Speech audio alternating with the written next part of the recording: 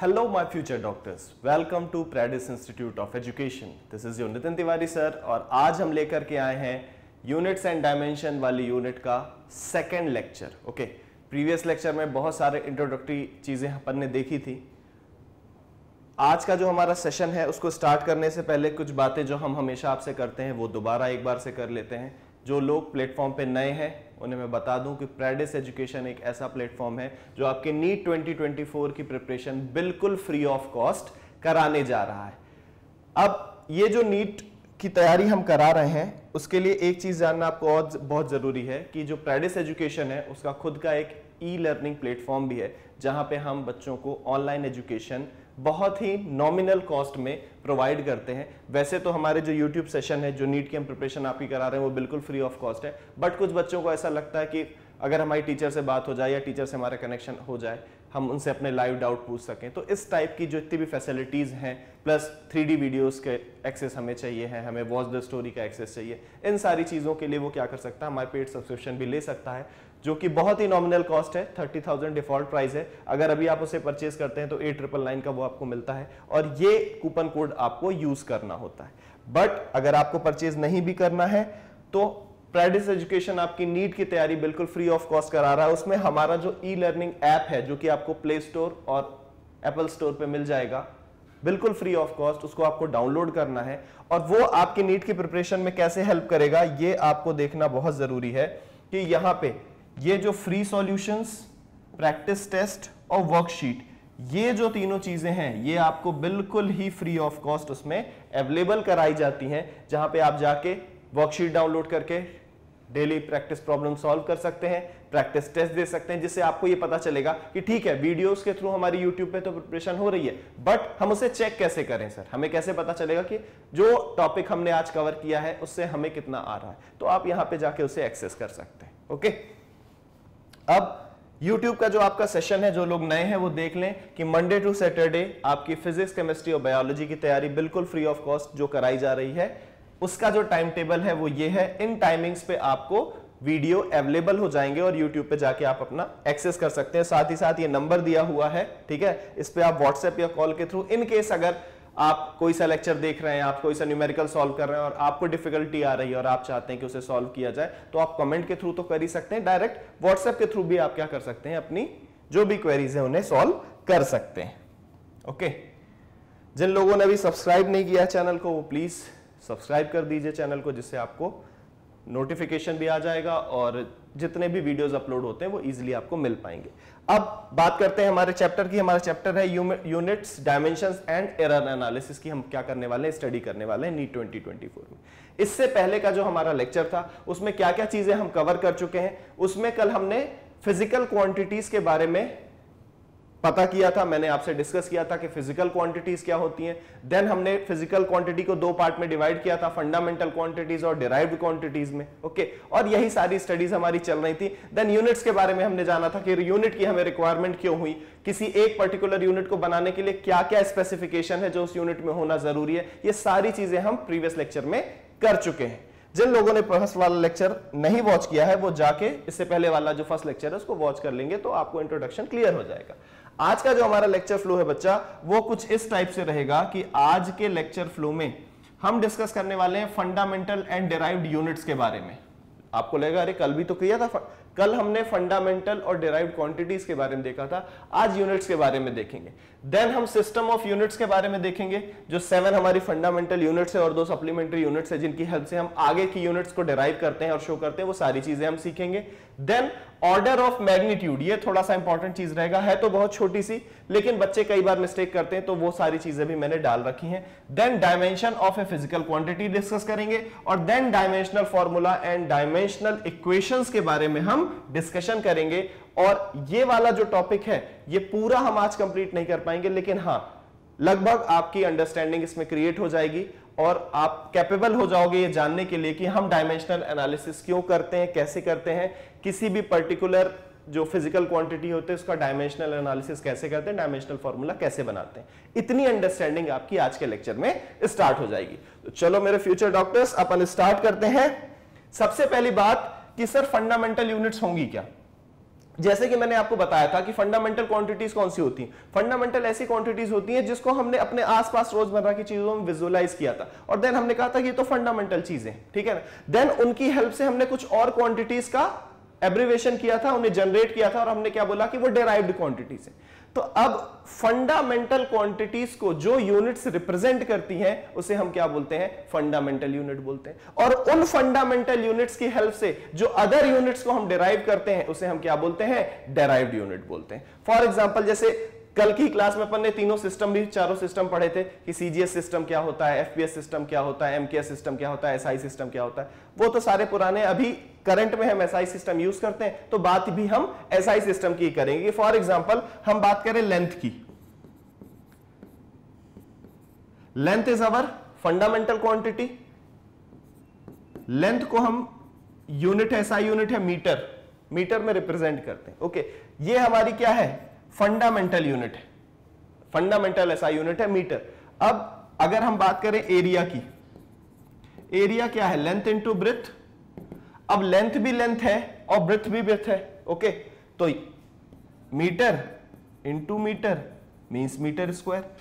ये जो यूनिट है एरिया की वो क्या है, डिराइव्ड यूनिट है, उसे फंडामेंटल यूनिट की हेल्प से हमने क्या किया है, कैलकुलेट किया है। So these are the fundamental units and derived unit. बाकी आपके लिए मैंने यहां पे भी लिख रखा है, आप अपने नोट्स बना लो। और हां, एक चीज मैं और बता दूं, जो लोग भी वीडियोस को वॉच कर रहे हैं बेटा, अपने पर्सनल नोट आप जरूर बनाइए, क्योंकि जब एंड ऑफ द डे जब एग्जाम आ जाएगा आपका, जब या फिर आपको रिवीजन करना होगा, तो बाद में इतने सारे वीडियोस देखना आपके लिए बिल्कुल भी इम्पॉसिबल थिंग है। ओके, और बच्चे बहुत परेशान होते हैं। तो सबसे अच्छे नोट आपके खुद के होते हैं, आप खुद से नोट्स बनाइए और एक एक चीज को उसको नोट करके रखिए, जिससे आपको जब भी रिकॉल करना हो, जरूरी थोड़ी मुझे 1 घंटे के पूरे लेक्चर में कहीं ना कहीं डाउट है, कहीं एक छोटा सा डाउट है, उसके लिए पूरे लेक्चर में क्यों आगे पीछे करके देखता रहूं, पता नहीं नेट की कनेक्टिविटी तब रहे ना रहे, कुछ भी कैसा भी इशू हो सकता है लाइफ में भाई, ठीक है। तो आपको क्या करना है, अपने नोट्स बनाते हुए जाना है। तो फर्स्ट क्या है हमारा fundamental units, the physical units which can neither be derived from one another. ऐसी यूनिट्स जो एक दूसरे से डिराइव नहीं होती, नॉर दे कैन बी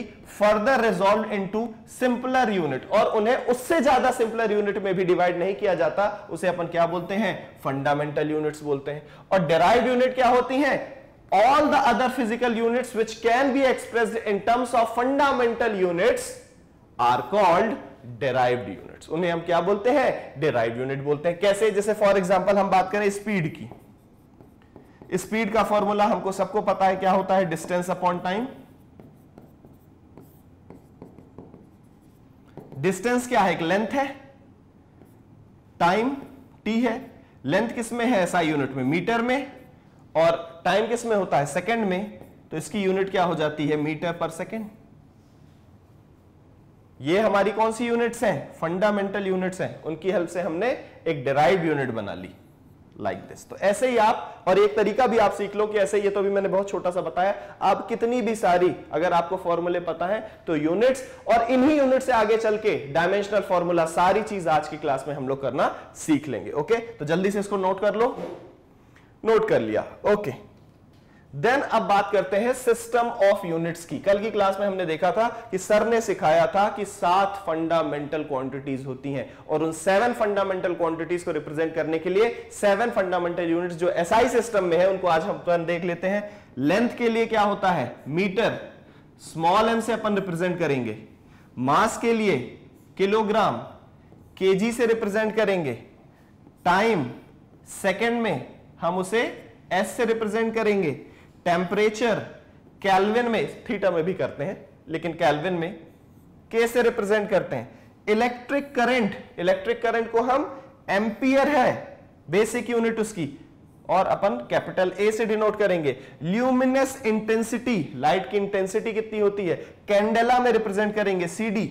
और क्वांटिटी ऑफ मैटर जो हमने कल डिस्कस किया था, दैट इज मोल, और MOL उसको हम रिप्रेजेंट करेंगे। तो ये सारे सिंबल्स होंगे इन 7 फंडामेंटल क्वांटिटीज की, ये फंडामेंटल यूनिट्स हैं और उनके ये सिंबल्स हैं जो कि आपको ध्यान रखने हैं बड़े अच्छे से। देन इन 7 फंडामेंटल यूनिट के अलावा हमने 2 सप्लीमेंट्री यूनिट्स भी देखी थी। वो कौन कौन सी थी, एक हमारा था प्लेन एंगल और दूसरा हमारा क्या था, सॉलिड एंगल। प्लेन एंगल के बारे में मैंने आपको क्या बताया था कि अगर कुछ एंगल इस टाइप से हो, प्लेन में बन रहा है, this one, this angle is theta, अगर ये कोई एक आर्क है, इसकी वैल्यू क्या होती है, theta equals to, for example अगर ये एल है, आर्क एल है और ये आर है, तो आर्क अपॉन रेडियस ये वैल्यू होती है। और ये वैल्यू किस में होती है, रेडियन में होती है। जिन लोगों को degree to radian conversion, radian to degree conversion नहीं आते हैं, वो लोग जाके ट्रिग्नोमेट्री वाला जो वीडियो है फर्स्ट बेसिक मैथ्स का, उसे वॉच कर सकते हैं, वहां बहुत अच्छे से ये कन्वर्जन सिखाएं। बाकी आपको सबको पता है कि 360 डिग्री इक्वल्स टू 2 पाई होता है, या फिर 180 डिग्री इक्वल्स टू पाई होता है, ओके, या फिर 90 degree equals to pi by 2 होता है। और ये सारे क्या है, ये डिग्री है और ये सारे क्या है, रेडियन कन्वर्जन है। तो ये बेसिक चीज है, ये आपको ध्यान रखनी, ओके। अब हम बात करें सॉलिड एंगल की। सॉलिड एंगल कैसा, जैसे हमारा आइसक्रीम का कोन, आइसक्रीम का कोन कुछ इस टाइप से, ये तो इसके ऊपर ये पूरे में ऐसे जो एक सॉलिड में एंगल बनता है, कैसे, जैसे मैं अगर ये कोन बना दूं जिसमें हम लोग खाते हैं अच्छी सी आइसक्रीम, तो इसका जो ये यहां पे एंगल बनता है, अभी तो ये मैंने प्लेन में बना रखा है, एक्चुअल में वो कुछ इस टाइप से रहेगा, इसमें पूरे में ऐसे बंद रहेगा, ऐसे पूरे में बंद रहेगा। इस एंगल को हमने क्या सीखा था, ये सॉलिड एंगल है हमारा, और ये सॉलिड एंगल स्टे रेडियन उसकी यूनिट होगी, और एसआर से हम उसे क्या करेंगे, डिनोट करेंगे। और जो ये प्लेन एंगल है हमारा, उसकी जो यूनिट है वो क्या है, रेडियन है, और उसे हम आर ए डी इससे क्या करेंगे, रिप्रेजेंट करेंगे। तो ये वो सारे सिंबल्स और यूनिट है फंडामेंटल यूनिट्स के और सप्लीमेंट्री यूनिट्स के, आपको ध्यान रखना है। इन्हीं की हेल्प से आगे जाके हम क्या करेंगे, डेराइव्ड यूनिट्स भी बनाएंगे, सारी की सारी। नोट कर लिया आप लोगों ने। अब जो हमारा टॉपिक है, abbreviation in power of 10। Sometimes क्या होता है बेटा, कोई क्वांटिटीज इतनी ज्यादा बड़ी होती है और कुछ क्वांटिटी बहुत ज्यादा छोटी होती है, उनको रिप्रेजेंट करने में बहुत प्रॉब्लम होती है। तो जब भी कोई बहुत ज्यादा बड़ी क्वांटिटी हमें मिलेगी, तो हम उसे मल्टीपल ऑफ 10 में रिप्रेजेंट करेंगे, और जब हमें छोटी क्वांटिटी मिलेगी तो हम उसे सब मल्टीपल ऑफ 10 में रिप्रेजेंट करेंगे। अब ये मल्टीपल ऑफ 10 क्या होता है, सब मल्टीपल ऑफ 10 क्या होता है, ये थोड़ा सा इस स्लाइड के बाद जब हम आगे जाएंगे तो आपको और अच्छे से क्लियर होगा। ये चीजें डाली इसलिए क्योंकि कन्वर्जन में बहुत ज्यादा प्रॉब्लम जाती है। 99% बच्चों को न्यूमेरिकल सॉल्व करते समय ये चीजें अगर नहीं आ रही होती तो वो बहुत प्रॉब्लम में जाते हैं, फिर वो बार बार में पलट पलट के कन्वर्जन देखते हैं, फिर देन चार्ट बना के याद करते हैं और समझ में नहीं आता क्या हो रहा है। तो ये पहले ही शुरू में याद कर लो, आज के बाद कभी भी आएगा हमको कोई दिक्कत नहीं जाने वाली है। कि जैसे अगर 10 डेज टू द पावर 1 है, लिखा रहता है ना अपन को 10 raise to the power 1, 10 raise to the power 2, 10 raise to the power 3, sometimes वो वर्ड्स में यूज होता है। 10 डेज टू द पावर 1 को हम बोलेंगे बेटा डेका। जैसे आपने देखा होगा डेका मीटर, डेका मीटर देखा है। डेका मीटर का मतलब क्या होता है, अपन को कल की क्लास में मैंने बताया था कि कन्वर्जन कैसा है हमारा, milli centi deci metre, deca hecto kilometre, ऐसा है। तो डेका मतलब एक डेका में 10 मीटर्स होते हैं। ये देखो डेका के आगे जैसे ही मीटर लगाया 10 मीटर्स मिल गया, ओके। एक हेक्टोमीटर, एक हेक्टोमीटर में कितने मीटर होंगे, हेक्टो ये है कितने times, 1 times 2 times means 100 means 10 to the power 2। ये देखो यहां पे डायरेक्ट लिखा हुआ है 10 डेज टू द पावर 2। तो ये वो प्रीफिक्स हैं जो यूज होते हैं नंबर मतलब किसी भी रिप्रेजेंटेशन के। तो उन प्रीफिक्स का क्या मतलब होता है ये आपको बेसिकली देखना है कि जब डेका लगा होगा इसका मतलब 10 डेज टू द पावर 1 है, हेक्टो लगा होगा it means 10 raise to the power 2 है, किलो लगा होगा 10 डेज टू द पावर 3 है, मेगा लगा होगा 10 डेज टू द पावर 6 है, गीगा लगा होगा प्रीफिक्स में तो 10 डेज टू द पावर 9 है, टेरा लगा होगा तो 10 डेज टू द पावर 12 है, पेटा लगा होगा तो 10 डेज टू द पावर 15 है, और एक्सा लगा होगा तो 10 डेज टू द पावर 18 है। और इनके जो सिंबल्स हैं डीए, हेक्टो का एच, किलो का के, मेगा का एम, गीगा का जी, टेरा का टी, पेटा का पी और एक्सा का ई, ये उनके सिंबल्स। ये कौन से हैं जब 10 के मल्टीपल्स में हम बताएं। अब जब हम सब मल्टीपल्स में बतलाएंगे तो मतलब 10 डेज टू द पावर -1 है अगर, तो प्रीफिक्स अगर डेसी लगा हुआ है इसका मतलब 10 डेज टू द पावर -1 है। डेसीमीटर, डेसीमीटर कहां है, milli centi decimetre 10 raise to the power -1 metre है, चेक कर लो, इसीलिए बताया। जब 10 डेज टू द पावर -2 है इट मींस सेंटी है, अब सेंटीमीटर लगा दो तो 10 raise to the power -2 metre होगा, ओके। मिलीमीटर 10⁻⁻3, माइक्रो लगा है 10⁻⁻6, नैनो लगा है 10⁻⁻9, पिको लगा है 10⁻⁻12, फिम्टो लगा हुआ है 10⁻15 और ऑटो लगा हुआ है तो 10⁻⁻18। और ये उसके सिंबल है, deci for D, centi for C, milli for M, micro mu, nano N, pico P, femto F और ऑटो ए। तो ये वो चार्ट है जो आज के बाद आपकी स्टडी टेबल के सामने कुछ दिनों के लिए लगा रहना चाहिए, जब तक आपको चीजें मेमोराइज नहीं हो जाती। और जैसे जैसे आप न्यूमेरिकल सॉल्व करोगे ये सारी चीजें आपको क्या होने वाली है, 1 बाय 1 क्लियर हो जाने वाली हैं। जल्दी से नोट कर लो इसको, ठीक है। अब ये पावर ऑफ 10 के और ये जो मल्टीपल और सब मल्टीपल है, इनके कन्वर्जन को थोड़ा सा देखते हैं। बेसिकली जो कैलकुलेशन हम करते हैं वो 3 चीजों के करते हैं बेटा। एक करेंगे लेंथ के लिए, एक करेंगे मास के लिए जो सबसे ज्यादा अपन यूज करते हैं, और एक करेंगे टाइम के लिए। तो ये तीनों कन्वर्जन 1 बाय 1 करके अपन चलो देख लेते हैं। सबसे पहले बात करते हैं जो अदर यूनिट्स अपन यूज करते हैं एसआई यूनिट के अलावा लेंथ के लिए। जैसे 1 माइक्रोन, 1 माइक्रोन को आप 1 म्यू एम में क्या करोगे, रिप्रेजेंट करोगे, और इसकी वैल्यू होती है 10⁻⁻6 मीटर। बहुत ज्यादा ये सारी चीजें न्यूमेरिकल में यूज होती हैं, तो ये सारी चीजें आपको याद होना बहुत जरूरी है आपके नीट के एस्पेक्ट से, ये बहुत इंपॉर्टेंट चीज है। Okay, then 1 nanometre, 1 nanometre, nano लगा हुआ है, कहीं पे नैनो दिख रहा है क्या, कहीं पर भी ये नैनो दिख रहा है। ये देखो 10⁻⁻9 है, ये देखो यहां पे क्या लिखा हुआ है, 1 नैनोमीटर इंटू 10⁻⁻9 मीटर। अगर वो वाला चार्ट किसी को याद है उसे कभी कोई दिक्कत होगी ही नहीं। Then 1 fermi equals to 1 FM equals to 10⁻⁻15। Again back जाते हैं, फर्मी कहीं दिख रहा है, फर्मी ये फिम्टो 10⁻⁻15 ये। देन 1 एस्ट्रोनॉमिकल यूनिट, 1 AU जिसको हम बोलते हैं, उसकी वैल्यू याद रखना यूज होती है 1.496 into 10⁻11 metre. Okay, similarly 1 light year किसके इक्वल होता है, 9.467 इंटू 10⁻15 मीटर के। सेम इसी की यूनिट होती है पार्सेक भी, पार्सेक की वैल्यू होती है 3.08 इंटू 10⁻16 मीटर, और अगर लाइट ईयर में कैलकुलेट करोगे तो 3.26 लाइट ईयर, और अगर एस्ट्रोनॉमिकल यूनिट में करोगे तो 2,06,267 एस्ट्रोनॉमिकल यूनिट। और एक एस्ट्रोनॉमिकल यूनिट क्या होती है, 1.496 इंटू 10⁻11 मीटर, ये उसकी वैल्यू होती है। तो अब आपके लिए बहुत इजी है कि अगर आपको कैलकुलेशंस करने हैं, if you want to calculate them, और इनके कन्वर्जन करने हैं, तो आप 1 बाय 1 क्या कर सकते हो, सारे कन्वर्जन कर सकते हो। क्या कर सकते हो, सारे कन्वर्जन कर सकते हो। तो इसको पॉज करके नोट कर लो। अब उसके बाद ये नोट कर लिया आपने। अब हम बात करेंगे, लेंथ की बात हो गई सर हमारी, अब हम बात करने वाले हैं मास की। अब मास के लिए आप याद रखना बेटा कि 1 क्विंटल इक्वल्स टू 100 kg होगा, इसका थोड़ा यूज कमी होगा।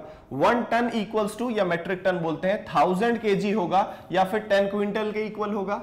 1 मेगाग्राम इक्वल्स टू 10⁻³ kg होगा। Okay, 1 gigagram equals to 10⁻6 kg होगा। 1 teragram is equals to 10⁻9 kg होगा, और 1 स्लज इक्वल्स टू 14.57 kg होगा, और 1 पाउंड इक्वल्स टू 0.4536 kg होगा। ये कन्वर्जन आपको आने बहुत ज्यादा जरूरी है, तो ये कन्वर्जन आपको आना चाहिए, ठीक है। इसको नोट कर लो जल्दी से। ओके, तो ये अब आपने नोट कर लिया। इसके बाद अब हम बात करते हैं किसकी, टाइम की। अब टाइम के बारे में कन्वर्जन देखो, 1 millisecond equals to 10⁻³ second होगा। 1 microsecond equals to 10⁻6 second होगा। 1 शेक जो अपन हाथ में लाते हैं कितना टाइम लगता है, 10⁻8 सेकेंड होगा। 1 नैनो सेकेंड 10⁻9 सेकेंड होगा। 1 पीको सेकेंड 10⁻12 सेकेंड होगा। 1 आवर 60 मिनट का होता है, उसमें 3600 सेकेंड्स होते हैं। 1 डे में 24 आवर्स होते हैं, और 24 आवर्स 60 से मल्टीप्लाई करो, 86,400 सेकेंड होते हैं। 1 ईयर में 365 डेज होते हैं, और 3.15 इंटू 10⁻7 सेकेंड होते हैं, और एक सेंचुरी आपकी क्या होती है, 100 ईयर्स की होती है। तो ये लेंथ, मास और टाइम के वो कन्वर्जन है जो कि इजीली आज के बाद इनके थ्रू आप क्या कर पाओगे, कर पाओगे। ओके तो चलो कुछ कन्वर्जन अपन देखते भी हैं। फर्स्ट वाला ये कुछ क्वेश्चन है, एग्जांपल है, इसको करते हैं। The wavelength of a light is of the order of 6400 angstrom equals to 10 raised to the power -10 metre. Express this in micron and metre. इसको माइक्रोन और मीटर में क्या करिए, रिप्रेजेंट करिए। देखो ये बनेगा क्या आप लोगों से? नहीं बनेगा तो मैं सॉल्व कराता हूं। अब हमें सबको पता है कि 1 एंगस्ट्रॉम की वैल्यू क्या होती है। 1 एंगस्ट्रॉम क्या होता है? अभी सर ने कन्वर्जन दिखाया है। क्या सिखाया है? 10 raised to the power -10 metre. 10 raised to the power -10 metre. Okay तो इसका मतलब कि 6400 एंगस्ट्रॉम में कितने मीटर होंगे? इसमें होंगे 6400 into 10 raised to the power -10 metre. Check कर लो, यही बोला था उसने। इसको अपन क्या लिख सकते हैं? 6.4 into 10 raised to the power 3 into 10 raised to the power -10। यहां मैंने पॉइंट लगा दिया, ये 3 इसलिए 10 raised to the power 3 आ गया 0। अब ये +3 है, ये -10 है, तो ये टोटल कितना हो जाएगा? 6.4 into 10 raised to the power -7 metre. Check कर लो, ठीक है। तो ये किस में कन्वर्ट कर दिया हमने? मीटर में कन्वर्ट कर दिया। बट सर मीटर के साथ साथ माइक्रोन में भी कन्वर्ट करने को बोला था। अब ये बताओ 1 micron equals to how many metres? 1 micron is equals to 10 raised to the power -6 metre. क्या होता है? 10 raised to the power -6 metre होता है। तो इतने मीटर में कितने माइक्रोन होंगे भाई? इतने मीटर में कितने माइक्रोन होंगे? अगर 1 माइक्रोन में इतने मीटर, तो 6.4 into 10 raised to the power 7 metre में कितने माइक्रोन होंगे? डिवाइड कर दो। कितने से डिवाइड करोगे? 10 raised to the power -6 से। अब ये -6 ऊपर आएगा तो ये 6.4 into 10 raised to the power -7 into 10 raised to the power +6 हो जाएगा। चेक कर लो, 6.4 into 10 raised to the power -1। देख लो भैया, अगर कहीं कोई दिक्कत परेशानी लगे तो। और अगर ये -1 है तो हम इसे 0.64 माइक्रोन भी लिख सकते हैं। नोट कर लो, ठीक है। तो ऐसे इस टाइप के कन्वर्जन इजी है। अगर आपको चार्ट याद है तो आप बड़े इजीली कर सकते हो। देन नेक्स्ट क्या बोल रहा है? How many microns are there in 1 light year. अब 1 लाइट ईयर में कितने माइक्रोन होते हैं? तो सबसे पहले तो कन्वर्जन 1 लाइट ईयर का मीटर में आपको याद है। देन जब मीटर मिल जाएगा तो 10 raised to the power -6 से डिवाइड कर देना, तो आपको यह पता चल जाएगा कि 1 लाइट ईयर में कितने माइक्रोन है। सर इतना जल्दी जल्दी बोलते हो, इतना जल्दी जल्दी बोलते हो, क्या सोचते हो हम लोग को इतना जल्दी जल्दी समझ में आता है? आएगा बेटा, आएगा। एक टाइम आएगा जब तुमको सर से भी जल्दी समझ में आएगा। चलो देखते हैं क्या बोल रहा है। How many microns are there in 1 light year. तो वीडियो को पॉज करो और खुद से आंख बंद करके याद करो कि सर ने क्या बताया था कि 1 लाइट ईयर में कितने मीटर होंगे? 9.46 into 10 raised to the power, जल्दी बताओ, 15। 9.46 into 10 raised to the power 15 metre. यही बताया था, चेक कर लो भाई। ओके और अभी अभी हमें पता चला है कि 1 metre equals to how many microns? 10 raised to the power -6 microns. ये भी हमें पता चल गया है। तो अब इजी है आपके लिए कन्वर्ट करना इसको माइक्रोन में। 1 लाइट ईयर में कितने माइक्रोन होंगे भाई? तो 1 लाइट ईयर में 9.46 into 10 raised to the power 15 micron. Okay और 1 मीटर में 10 raised to the power -6 micron. तो अब हमें यह पता करना है how many micron are in 1 light year. तो 1 लाइट ईयर के लिए क्या करेंगे? 1 लाइट ईयर के लिए हम करेंगे 9.46 into 10 raised to the power 15 upon 10 raised to the power -6। ये कितना हो जाएगा? 9.46 into 10 raised to the power 10 है sir, 10 raised to the power 15 into 10 raised to the power -6 नहीं +6 होगा। अब ये तो 9 पॉइंट अच्छे से बनाओ, पॉइंट अच्छे से बनाओ, आप लोग भी बनाया करो। 46 इंटू, ठीक है, 15 तो 10 raised to the power 21 micron. Check कर लो। और या फिर इसी को हम अप्रॉक्स में, ये अप्रॉक्स का साइन होता है 10 raised to the power 22 micron भी बोल सकते हैं। तो ये वो कन्वर्जन है जो आपको आने बहुत जरूरी है और इजीली आप लोग कर भी पाओगे, कोई इसमें बहुत बड़ा रॉकेट साइंस नहीं। जल्दी से नोट कर लो। ओके, अब इसके बाद हम आ जाते हैं एक बहुत ही अपने इंपॉर्टेंट टॉपिक पे, that is dimensions of physical quantity. अब ये dimension of physical quantity actual में होता क्या है, पहले उसकी हम डेफिनेशन देखेंगे और देन फिर स्टेप बाय स्टेप करके सीखेंगे। तो डायमेंशन होता है बेटा, the dimension of a physical quantity are the power or exponent to which the fundamental quantities must be raised to represent that quantity completely. अरे सर ये क्या बोल दिया आपने? बेटा डायमेंशन किसी भी फिजिकल क्वांटिटी का पावर्स होते हैं एक्चुअल में, जिसमें हम क्या करते हैं, फंडामेंटल क्वांटिटीज को रेज करते हैं रिप्रेजेंट करने के लिए उस क्वांटिटी को पूरी तरीके से। कैसे, ये देखते हैं। फॉर एग्जांपल आप सबको पता है कि जो डेंसिटी है उसका फॉर्मूला क्या होता है, mass per unit volume means mass upon volume. Okay, अब मास क्या है आपका? मास तो आपका केजी है और वॉल्यूम कितना है? Volume is length into breath into height, ये होता है। और ये तीनों ही लेंथ है तो हम इसे क्या लिख सकते हैं, लेंथ का क्यूब लिख सकते हैं। अब अगर मैं इसको केजी की जगह मास ही रहने दूं और वॉल्यूम को मैं क्या लिख दूं,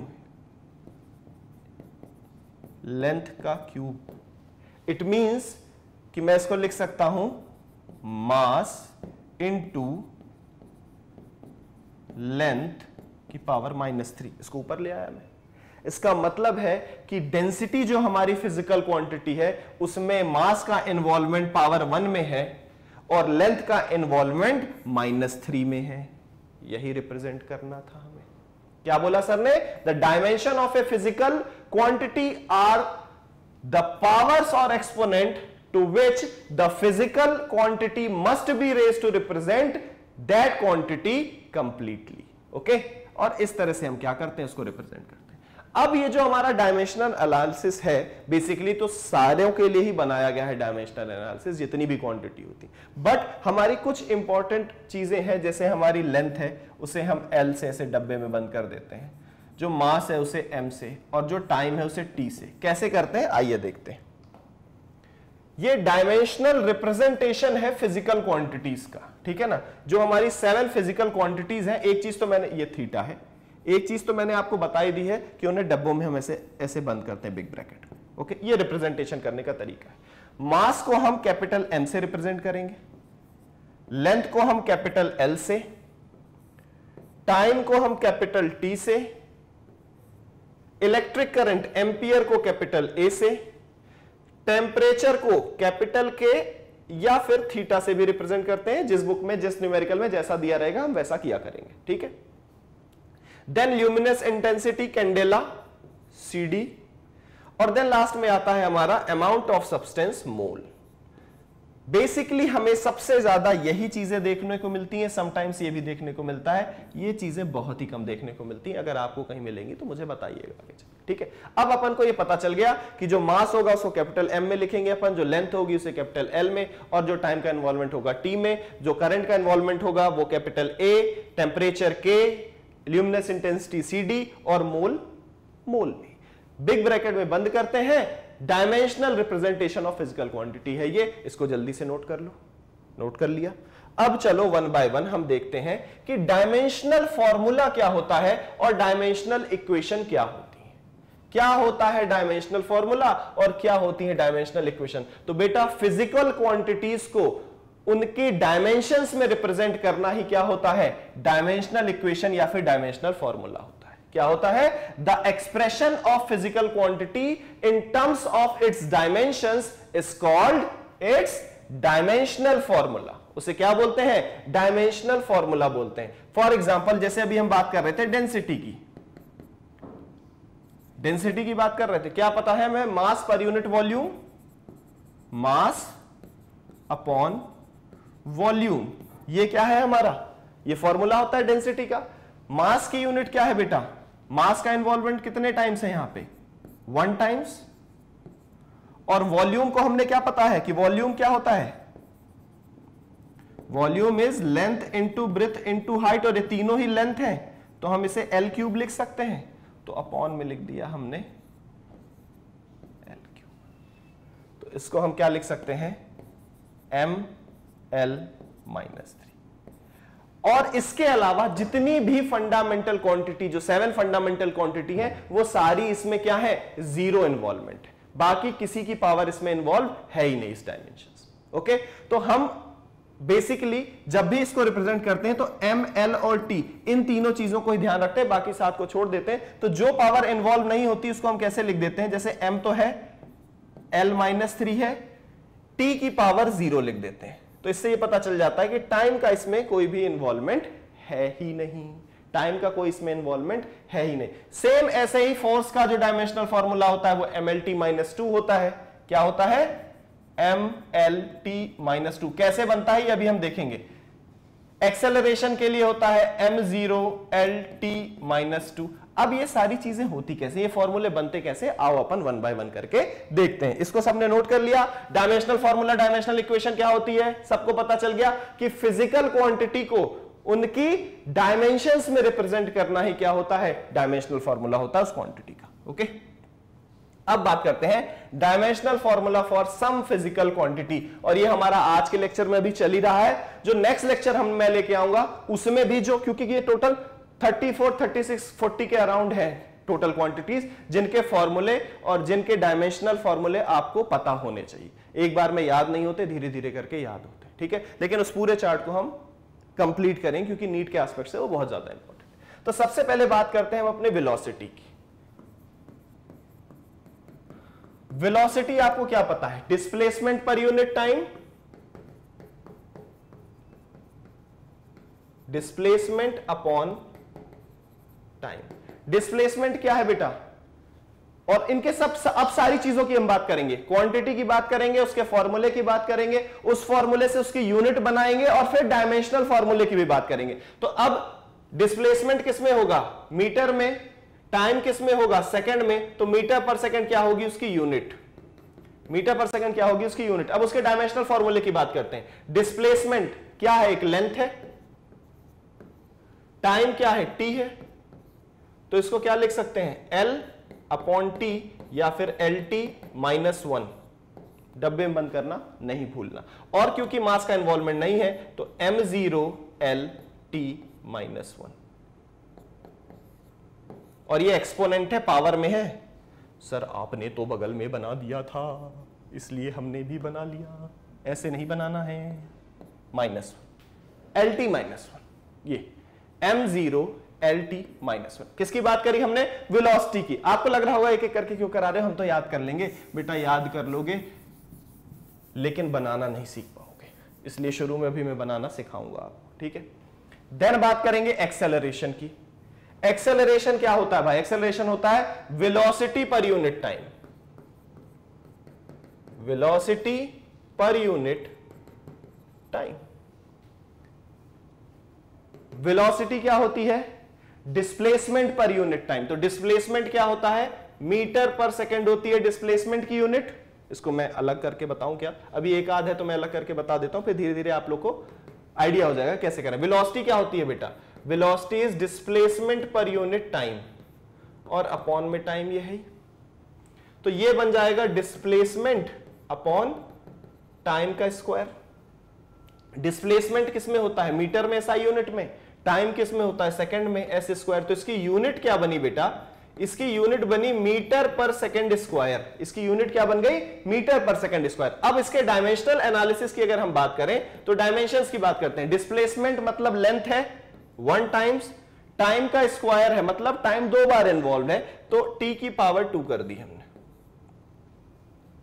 कर दिया।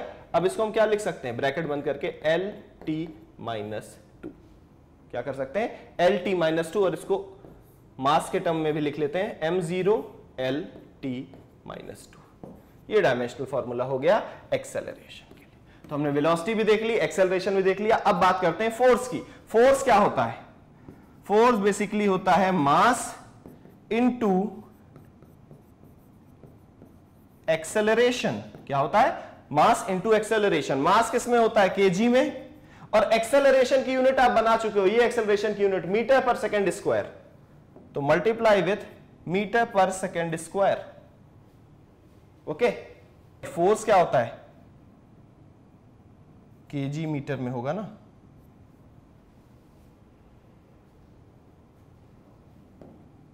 ये डबल एम लिख दिया था, किलोग्राम में, और मास मीटर पर सेकंड स्क्वायर। ये क्या हो गया? ये बन गई यूनिट। किसकी यूनिट बन गई है? हमारे फोर्स की। फोर्स की यूनिट केजी मीटर पर सेकंड स्क्वायर। इसको ऐसा यूनिट में अपन क्या बोलते हैं? न्यूटन बोलते हैं। इसको क्या बोलते हैं? हम न्यूटन बोलते हैं। अब बात करते हैं केजी, मास का इन्वॉल्वमेंट 1 टाइम, इनटू एक्सेलरेशन का क्या है? LT-2 है, LT-2। तो अब यहां से हम डायरेक्ट बता सकते हैं कि फोर्स का क्या होगा? MLT-2। अब जैसे जैसे आप स्टेप बाय स्टेप नीचे उतरते जाओगे, सारे इसी तरह से डायमेंशनल एनालिसिस, सारी ऐसे यूनिट्स आप ऑटोमेटिक। और अब पूरी फिजिक्स में हम फॉर्मूले की हेल्प से यूनिट बनाएंगे, और उसी हेल्प से क्या बनाया करेंगे? डायमेंशनल फॉर्मूला भी बनाया करेंगे। और हर जगह जब भी मैं कोई नई क्वांटिटी डिस्कस करूंगा, अगर मैं भूल जाऊं तो आप याद दिला देना, सर इसके डायमेंशनल फॉर्मूले के बारे में क्या है। ठीक है, तो ये रही ऐसी बातें। अब बात कर लेते हैं वर्क की। नोट कर लिया सबने? भाई नोट्स बनाते चलो।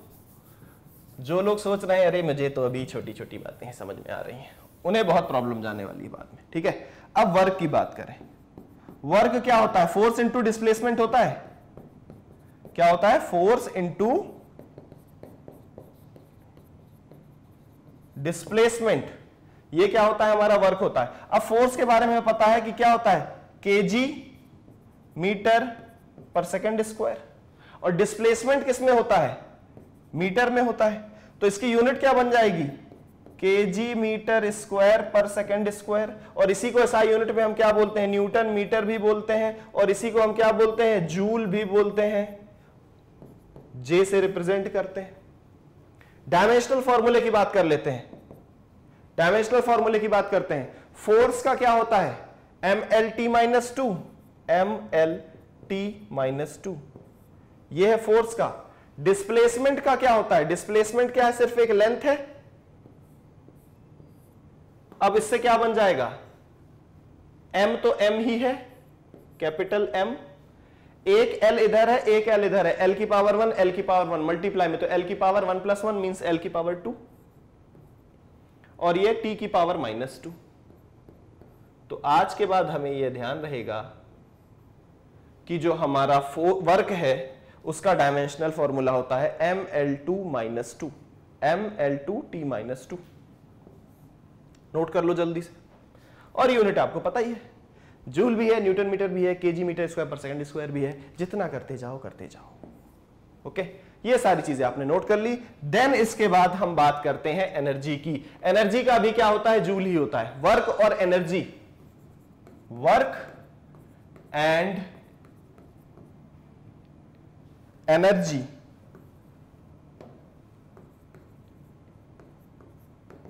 दोनों के लिए सेम रहता है। इसकी भी जो यूनिट है वो जूल है, और इसका भी जो डायमेंशनल फॉर्मूला है ML2T-। क्या करते हैं सर? ML2T-2 ही होगा। ठीक है, देन बात करें टॉर्क की। अभी बहुत सारे लोगों को समझ में नहीं आ रहा है ये टॉर्क क्या होता है। अभी सिर्फ सुनते जाओ, मत समझो। जब टॉर्क वाली बात आएगी अपन दोबारा डिस्कस करेंगे। वैसे 9th क्लास में थोड़ा बहुत पढ़ा होगा तुमने, लेकिन कोई बात नहीं अगर किसी ने नहीं पढ़ा। टॉर्क का सिंपल सा फॉर्मूला बस याद रखो कि होता है force into perpendicular distance.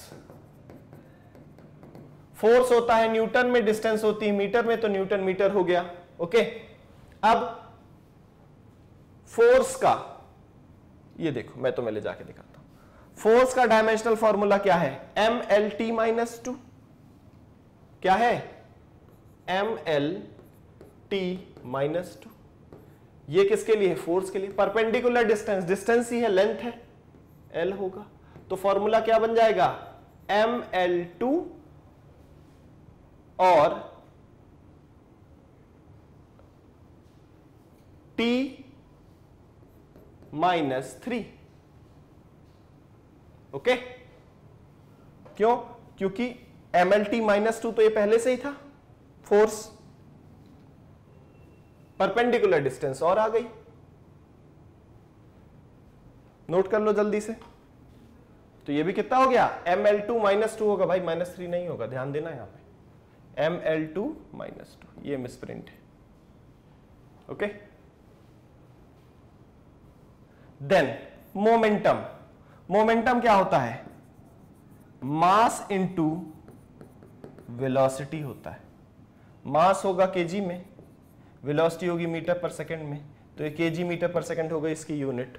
Okay, अब for mass it is m, for velocity is lt -1, तो ये टोटल हमारा हो जाएगा m lt -1। ये डायमेंशनल फॉर्मूला हो गया किसका? मोमेंटम के लिए। तो ये अभी टोटल 8 ही अपन ने किया है। कल की क्लास में अपन क्या करेंगे, जो नेक्स्ट सेशन हमारा होगा, इसमें और आगे की चीजें सीखेंगे। So this is done for today, rest we will discuss in next session. और दोबारा से मैं आपको बता दूं कि हम अपनी नीट की तैयारी कर रहे हैं प्रैडिस एजुकेशन प्लेटफॉर्म पे, जो आपकी नीट की तैयारी बिल्कुल फ्री ऑफ कॉस्ट कर रहा है। साथ ही साथ अगर किसी को पर्सनल अटेंशन के लिए रिक्वायरमेंट हो और तो वो चाहे तो हमारा पेड सब्सक्रिप्शन भी ले सकता है, जहां पे बहुत सारी अमेजिंग चीजें आपका इंतजार कर रही हैं, जैसे 2D 3D video, VFX video, visualisation के थ्रू चीजें पढ़ाई जाती हैं, 1-on-1 डाउट सॉल्विंग होती है, आप जब चाहे टीचर से बात कर सकते हैं और कितने भी टाइप के अपने किसी भी सब्जेक्ट के डाउट ऑन टाइम कर सकते हैं सॉल्व। और प्रैडिस एजुकेशन में ऐसा बिल्कुल भी नहीं जो अदर प्लेटफॉर्म में आपने फेस किया होगा कि you are in the queue, please wait for some time. ऐसा क्यू वाला सिनेरियो नहीं है। हर 30-40 बच्चे के पास एक मेंटर होता है, और क्योंकि अब से बच्चे ही 40 हैं तो बहुत जल्दी जल्दी वो क्या करते जाते हैं, उनकी सारी प्रॉब्लम्स को सॉल्व करते जाते हैं। ओके, सो बाय बाय।